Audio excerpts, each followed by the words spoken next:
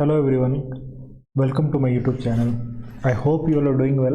So let's start today's lecture.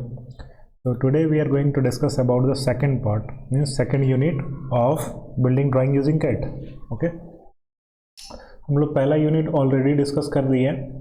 आज second unit start करते हैं.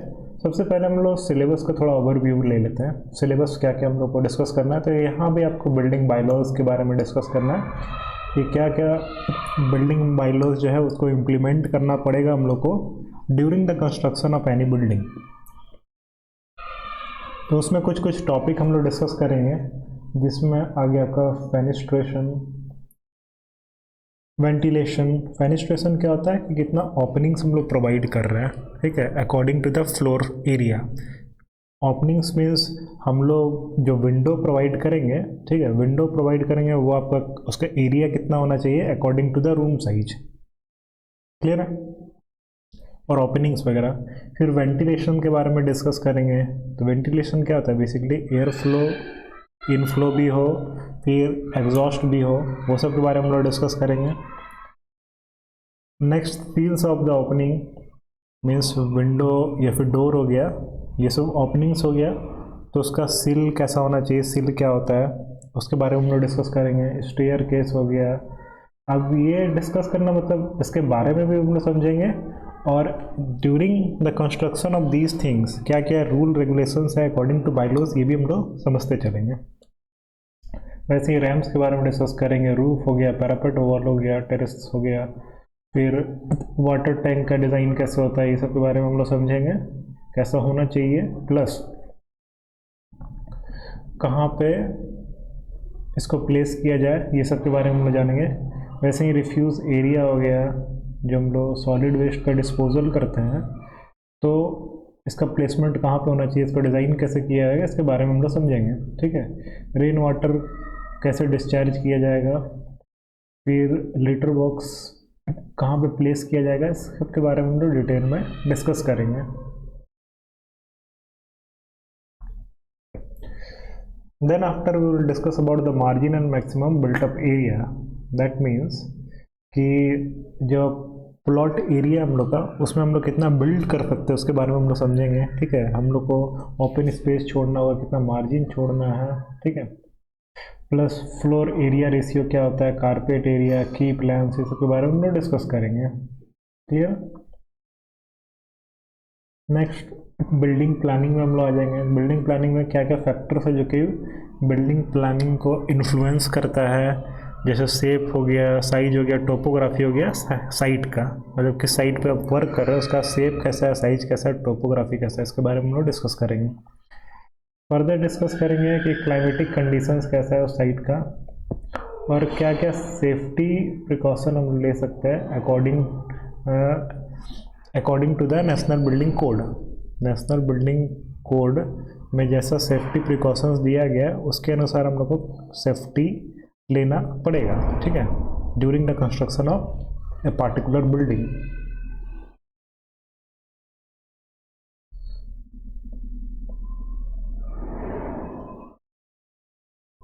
Now let's discuss it one by one. चलिए सबसे पहले ये समझते हैं बिल्डिंग बायलॉज क्या करता है. ये सब ऐसा रेगुलेशंस है जो कि बिल्डिंग्स को सेफ बनाता है, फंक्शनल बनाता है और सस्टेनेबल बनाता है. क्लियर है. अब यहाँ पे हम लोग जो भी बायलॉज को डिस्कस करेंगे वो according to national building code होगा, NBC के द्वारा. ठीक है. और यहाँ पे हम लोग लोकल रूल्स को भी इंक्लूड करेंगे. तो सबसे पहला बायलॉज है उसका प्रोविज़न, वो है आपका फेनिस्ट्रेशन. फेनिस्ट्रेशन मीन्स हो गया कोई भी ओपनिंग. ठीक है. फेनिस्ट्रेशन मीन्स कोई भी ओपनिंग जो आपके रूम में हो, जैसे विंडो हो गया, फिर वेंटिलेशन के लिए हम लोग देते हैं डोर हो गया, ये सब जो है ओपनिंग्स है. तो इसमें क्या क्या आ जाता है, विंडोज़ आ जाता है, डोर आ जाता है, फिर अदर ओपनिंग भी आ जाता है कोई बिल्डिंग का. अब मेन पर्पस क्या होता है विंडो या फिर डोर देने का, ये नेचुरल लाइट और वेंटिलेशन को क्या करेगा, अलाउ करेगा.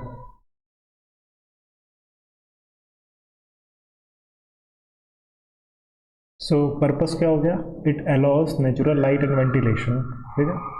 Second, reduces electricity use for lighting and cooling. तो एक तो पहला पर्पस हो गया कि नेचुरल लाइट और वेंटिलेशन में एयर सर्कुलेशन अच्छे से हो पाता है किसी रूम में, ठीक है। तो पहला काम तो विंडो और ओपनिंग्स का यही हो गया।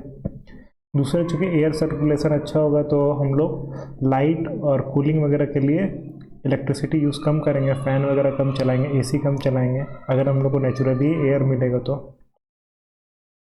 आज का दिन संडे है और बच्चा सब घर में है, तो लोग हल्ला कर रहा है, तो मे बी मेरा वॉइस उतना क्लियर नहीं होगा, काइंडली एडजस्ट इट, ठीक। अब झारखंड का जो बाईलॉज है उसके अनुसार क्या रूल है ये देखते हैं।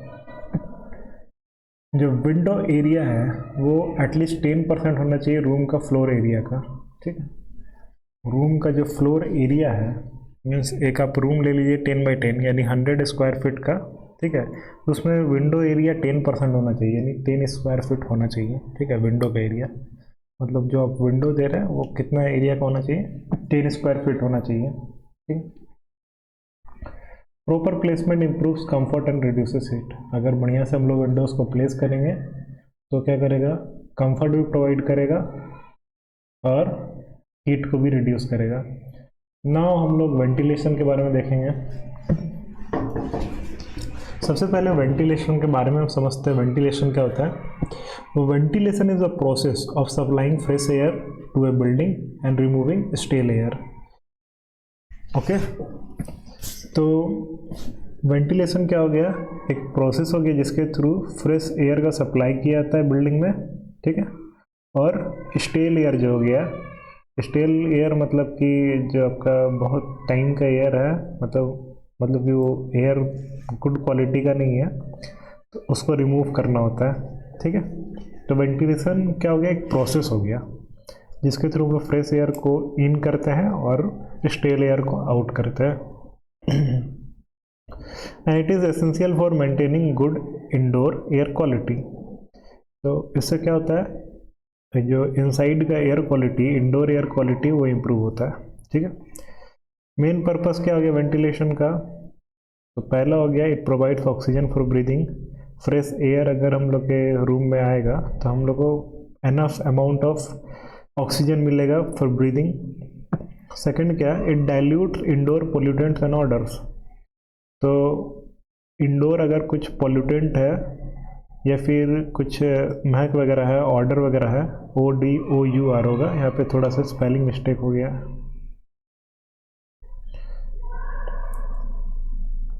तो उसको क्या करता है, ये डाइल्यूट कर देता है, मतलब उसका इंटेंसिटी को घटा देता है। ह्यूमिडिटी लेवल को भी कंट्रोल करता है, क्लियर। अब आगे हम लोग देखते हैं टाइप्स ऑफ वेंटिलेशन। तो basically there are 3 types of ventilation. The first one is natural ventilation. So what do you mean by the term natural ventilation?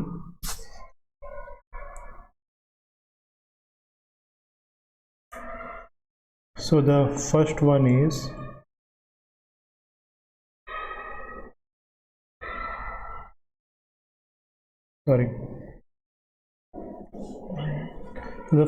natural ventilation. So natural ventilation, it uses wind and temperature difference to move air. अब natural ventilation क्या हो गया, इसमें कोई artificial man made चीज़ हम लोग use नहीं करेंगे। तो इसमें क्या होता है, सिंपली हम लोग ओपनिंग्स प्रोवाइड करते हैं और एयर फ्लो करता है, ठीक है। नेचुरल वेंटिलेशन का 2 टाइप होता है, क्रॉस वेंटिलेशन है, स्टैक वेंटिलेशन। अब क्रॉस वेंटिलेशन में अपोजिट डायरेक्शन में हम लोग विंडोज़ प्रोवाइड करते हैं, ओपनिंग्स प्रोवाइड करते हैं। वही स्टैक वेंटिलेशन में हम लोग ऊपर जो है ओपनिंग प्रोवाइड करते हैं ताकि जो आपका हॉट एयर है, वार्म एयर, वो राइज करे। इसको फिगर से समझते हैं। यहाँ पे देखिए, पहला आपका क्रॉस वेंटिलेशन है। क्रॉस वेंटिलेशन में एक ओपनिंग यहाँ पे प्रोवाइड किया गया है, दूसरा यहाँ पे प्रोवाइड किया है। तो इससे क्या होता है, एक से एंटर कर रहा है एयर और दूसरा से एग्जिट कर रहा है, ठीक है। तो यहाँ से वार्म एयर एग्जिट कर रहा है और यहाँ से कूलर एयर जो है वो एंटर कर रहा है। अब ये है आपका single sided ventilation. Single sided ventilation में ओपनिंग एक ही साइड होता है, इसी से एंटर भी करता है एयर और इसी से एग्जिट भी कर रहा है, क्लियर। नेक्स्ट है स्टैक वेंटिलेशन। स्टैक वेंटिलेशन क्या होता है, इसमें हम लोग ऊपर ओपनिंग प्रोवाइड करते हैं, ऊपर विंडो प्रोवाइड किए। अब इससे क्या होता है कि जो वार्म ये एयर यहाँ से एंटर कर रहा है, ठीक है, और वो सर्कुलेट कर रहा है, जो वार्मर एयर है, जो गर्म वाला है, वो ऊपर से एग्जिट भी कर रहा है, क्योंकि वार्मर एयर जो है वो लाइटर होता है, तो वो ऊपर चला जाता है, ऊपर चला जाता है तो ऊपर से एग्जिट करता है। तो इससे क्या होता है, रूम का टेम्परेचर कूल रहता है। ये हम लोग समझ गए, cross ventilation, stack ventilation, clear. Next one is mechanical ventilation. तो मैकेनिकल वेंटिलेशन में हम लोग फैन वगैरह यूज़ करेंगे, ठीक है, जो एग्जॉस्टर फैन होता है। फिर HVAC सिस्टम भी यूज़ करेंगे, HVAC for H for heating, V for ventilation, AC for air conditioning. तो ये सब सारा सिस्टम हम लोग पूरे बिल्डिंग में यूज़ करेंगे। तो ये पूरा बिल्डिंग में यूज़ होता है to circulate air throughout the building. और कहीं कहीं हम लोग यूज़ करते हैं मिक्स मोड वेंटिलेशन, मीन्स यहाँ पे कॉम्बिनेशन रहता है मैकेनिकल का भी, मैकेनिकल वेंटिलेशन का भी और नेचुरल वेंटिलेशन का भी। तो इसमें क्या होता है, it combines natural and mechanical method for optimum air quality. Optimum air quality means air quality का जो है आपका एयर क्वालिटी जो है बेस्ट रहे, श्रेष्ठ रहे, सर्वोत्तम, क्लियर है। What are the importance of ventilation, let's discuss it. तो the first importance is health benefit. Health benefit को कैसे इंश्योर कर सकता है, तो वेंटिलेशन से क्या होता है, एयर का मूवमेंट होता है, फ्रेश एयर आता है। तो फ्रेश एयर आएगा तो हम लोग को इनहेल करेंगे अगर फ्रेश एयर, तो मतलब कि रेस्पिरेटरी रिलेटेड जो है आपका कोई डिजीज़ नहीं होगा, क्योंकि अंदर का एयर क्वालिटी अच्छा रहेगा, ठीक है। मीन्स इंडोर एयर क्वालिटी क्या होगा, बढ़िया रहेगा। नेक्स्ट कंफर्ट का हम लोग बात करेंगे, ठीक है। कंफर्ट का कैसे बात करेंगे, क्योंकि जो एयर जो है वो सर्कुलेट करता है, तो वो रेगुलेट भी करता है आपका टेम्परेचर और ह्यूमिडिटी को, क्लियर है। टेम्परेचर एंड ह्यूमिडिटी को बैलेंस करता है, रेगुलेट करता है, जिससे क्या होता है, स्पेस जो है काफ़ी आपका कंफर्टेबल हो जाता है, क्लियर है। अगर गर्मी के टाइम में आप खुद सोचिए कि ऐसा कोई आपको घर में छोड़ दिया जाए, ऐसा रूम में आपको छोड़ दिया जाए जिसमें कोई विंडो नहीं रहे, तो आप रह पाएंगे, नहीं रह पाएंगे। या फिर ठंडा में ऐसा हो तो बहुत मुश्किल हो जाता है। तो ये क्या, एक कंफर्ट वेंटिलेशन के कारण आता है, क्योंकि ये रेगुलेट करता है टेम्परेचर और ह्यूमिडिटी दोनों को। नेक्स्ट है एनर्जी एफिशिएंसी। एनर्जी एफिशिएंसी क्या हो गया कि प्रॉपर वेंटिलेशन अगर होगा तो हम लोग हीटिंग और कूलिंग सिस्टम में थोड़ा कम रिलाई करेंगे, तो हम लोग का रिलायंस जो है वो रिड्यूस हो जाएगा, जिसके कारण एनर्जी कॉस्ट जो है वो डिक्लाइन करेगा, क्लियर। ऑब्वियसली वेंटिलेशन प्रोवाइड होगा, अगर एयर का फ्लो अच्छा रहे तो इंसान सब AC क्यों चलाएगा, या फिर अच्छा क्वालिटी रहे एयर का, लाइट अच्छा से आ रहा हो, तो फिर हम लोग कोई ऐसा भी इलेक्ट्रिकल अप्लायंस यूज़ नहीं करेंगे जैसे आपका लाइट आ रहा हो, ट्यूब लाइट, बल्ब वगैरह, क्योंकि बाहर से ही लाइट अच्छा आ रहा है। तो इससे क्या होगा, एनर्जी कॉस्ट हम लोग का डिक्लाइन करेगा। The next is building bylaws related to ventilation. तो वेंटिलेशन से रिलेटेड कुछ बायलॉस के बारे में हम लोग पढ़ लेते हैं। तो मिनिमम ओपनिंग एरिया कितना होना चाहिए, तो वही सेम था। ओपनिंग में आपका क्या आता है, विंडोज़ और वेंट आएगा, तो वो सब 10% होगा for floor area. Means opening का एरिया कितना होना चाहिए, ओपनिंग्स में आपका विंडोज़ भी आ जाएगा, वेंट भी आ जाएगा, वेंटिलेटर जो होता है, वेंटिलेशन, तो उसका ओपनिंग एरिया कितना होना चाहिए, तो 10% of the total floor area, clear. फिर एयर चेंज रेट भी according to NBC, national building code के अनुसार मिनिमम कोई भी रूम में जो है at least minimum air flow rate कितना होना चाहिए, तो 3 CFM। तो 3 CFM क्या हो गया, ये CFM हो गया क्यूबिक फीट पर मिनट, ठीक है, क्यूबिक फीट पर मिनट। मीन्स इतना रेट होना चाहिए आपका 3 क्यूबिक फीट पर मिनट, मतलब 1 मिनट में 3 क्यूबिक फीट जो है आपका एयर जो है वो रिप्लेस हो जाना चाहिए, मतलब कि आ जाना चाहिए और उतना ही बाहर आपका चला भी जाना चाहिए। पर 100 स्क्वायर फीट ऑफ स्पेस, मतलब अगर स्पेस जो आपका 100 स्क्वायर फीट है, मतलब फ्लोर का एरिया जो है वो 100 स्क्वायर फीट है अगर, यानी 10x10 का रूम है, तो उस केस में 3 क्यूबिक फीट पर मिनट ये आपका एयर फ्लो का रेट रहना चाहिए मिनिमम, ठीक है। प्लस एडिशनल इसमें हम लोग एयर फ्लो का रेट जो है ऐड करेंगे अकॉर्डिंग टू ऑक्यूपेंसी, मतलब वहाँ पे कितने इंसान हैं। अगर एक इंसान बढ़ता है तो 7.5 CFM और बढ़ जाएगा एयर फ्लो रेट, क्लियर है। 2 इंसान बढ़ता है तो 15 CFM हो जाएगा, मतलब क्यूबिक फीट पर मिनट। तो ये आपका रेट है, मतलब उतना वॉल्यूम ऑफ एयर जो है वो इनसाइड आ जाना चाहिए आपके रूम के, और उतना ही बाहर भी निकलना चाहिए, तब जाके कंफर्टेबल फील करेगा इंसान। नेक्स्ट है ओरिएंटेशन ऑफ द ओपनिंग।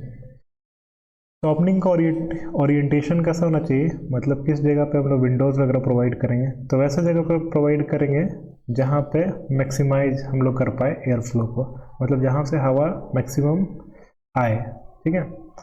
तो वैसा प्लेस में हम लोग ओरिएंट करेंगे ओपनिंग्स को, क्लियर है। तो ये काफ़ी क्रूशियल होता है for naturally ventilated buildings. Also we have to separate supply and exhaust openings. तो हम लोग को हमेशा जो है सप्लाई और एग्जॉस्ट ओपनिंग देना पड़ता है, मतलब पेयर में हम लोग ओपनिंग्स देते हैं। एक से सप्लाई हो रहा है मतलब फ्रेश एयर आ रहा है, और एक से एग्जॉस्ट हो रहा है मतलब स्टेल एयर जो है वो बाहर जा रहा है, ठीक है। Next one is sills of the opening, ये नया चीज़ है, and building byelaws related to it. तो सील्स ऑफ द ओपनिंग क्या होता है, ओपनिंग में आ गया आपका विंडोज़ आ गया, डोर आ गया, ये सब है। तो उसका जो बॉटम का जो हॉरिजॉन्टल पार्ट होता है उसी को हम लोग सील बोलते हैं, ठीक है। विंडोज़ या फिर डोर का बॉटम पार्ट को ही हम लोग क्या बोलते हैं, सील बोलते हैं। अब इसका मेन रोल क्या हो गया कि पहला चीज़ तो ये सपोर्ट प्रोवाइड करता है, अगर विंडो है तो विंडो को सपोर्ट प्रोवाइड करेगा, अगर डोर है तो डोर को सपोर्ट प्रोवाइड करेगा। दूसरा, वाटर ड्रेनेज को मैनेज करने में हेल्प करता है, ठीक है। ये फंक्शन हम लोग समझ जाएंगे, पहले आप सील समझ लीजिए। ये फिगर देखिए, इसमें ऊपर आपको एक विंडो दिख रहा है, तो ऊपर इसका क्या है, लिंटेल है, लिंटिंग प्रोवाइडेड है, और ये जो नीचे आपका प्रोवाइडेड है वो है आपका सील। ये रेक्टेंगुलर टाइप का होता है, स्टोन का भी बना हुआ होता है, कहीं कहीं आपको वुड का भी मिल जाएगा, कहीं कहीं आरसीसी का भी रहता है, आरसीसी बोले कंक्रीट का भी रहता है। तो आपको इजीली जो है सील देखने मिल जाता है, ठीक है। सील का मेन फंक्शन क्या होता है कि आप यहाँ पे देखिए, ये इनसाइड है सील, वैसे ही आउटसाइड भी होगा। तो ये थोड़ा सा स्लोपी नेचर का होता है, पीछे साइड भी स्लोपी नेचर का होगा, और बीच में आपको विंडो दिख रहा है। तो सील का कारण मेन काम क्या होता है कि जो आपका बारिश होता है, ठीक है, बारिश होगा तो बारिश क्या होगा, विंडो से आपका टकराएगा और उसके बाद बाहर बह जाना चाहिए, मतलब थोड़ा सा ये इंक्लाइंड होना चाहिए। तो इंक्लाइंड रहता है तो क्या होता है, ये मतलब कि वाटर ड्रेनेज में हेल्प करता है, ठीक है। वही चीज़ यहाँ पे लिखा हुआ है, प्लस थोड़ा सा एस्थेटिक अपील भी प्रोवाइड करता है, मतलब देखने में अच्छा लगता है आपका सील। सील आपका मार्बल का भी हो सकता है, फिर वुड का भी हो सकता है, और बढ़िया बढ़िया स्टोन का भी होता है। अब सील के बारे में हम लोग बिल्डिंग बायलॉज पढ़ते हैं, तो हाइट कितना होना चाहिए सील का, तो ये अलग अलग जगह पे अलग अलग रिक्वायरमेंट है। नियरली जो है आपका अच्छा रहता है कि 3 फीट आप कम से कम हाइट दें, ठीक है, 3 फीट यानी 900 mm के लगभग में, इतना हाइट जो है बेस्ट रहता है। फिर ये जो हाइट ये आपको वेरी करता है, अलग अलग बिल्डिंग बायलॉज में अलग अलग वैल्यू दिया गया है। मटेरियल स्पेसिफिकेशन जो है बायलॉज जो है वो स्पेसिफाई भी करता है कि आप ये सब मटेरियल यूज़ कीजिए according to the location and according to the utility, कहाँ पे मतलब कंस्ट्रक्शन हो रहा है, ठीक है, क्या लोकेशन है, और वहाँ पे किस टाइप का मटेरियल एक्सेप्टेबल होगा, ये स्पेसिफाई करता है आपका बिल्डिंग बायलॉज, ठीक है, फॉर द सील, ताकि आपका सील जो है वो ड्यूरेबल रहे और वेदर रेजिस्टेंट रहे। वाटर मैनेजमेंट कैसे करते हैं ये तो हम बता ही दिए कि इसमें स्लो प्रोवाइडेड रहता है जिससे रेन वाटर जो है डायरेक्टली बिल्डिंग के बाहर गिरता है। मीन्स इंक्लाइंड रहता है तो आराम से रेन वाटर क्या होता है वो स्लाइड करके बाहर की ओर गिरता है। ठीक है। सील आपका कुछ इस टाइप का होना चाहिए कि वो जो इंसान सब है उसका एक्सेस को, मतलब जहाँ से इंसान सब आ रहा है उसको ऑब्स्ट्रक्ट ना करे। ठीक है। तो इंसान सब में कौन कौन आ जाएगा विद डिसेबिलिटीज़, तो ये क्या करता है मतलब कि सील आपको कुछ इस टाइप का रहना चाहिए ताकि वो सेफ एंट्री जो है वो इंश्योर कर सके और सेफ एग्जिट भी। क्लियर है, मतलब कि वो मार्ग में नहीं आना चाहिए जहाँ से इंसान सब आ रहा है with person with disability. Clear है। I hope you got the lecture. Thank you so much. This is all for today.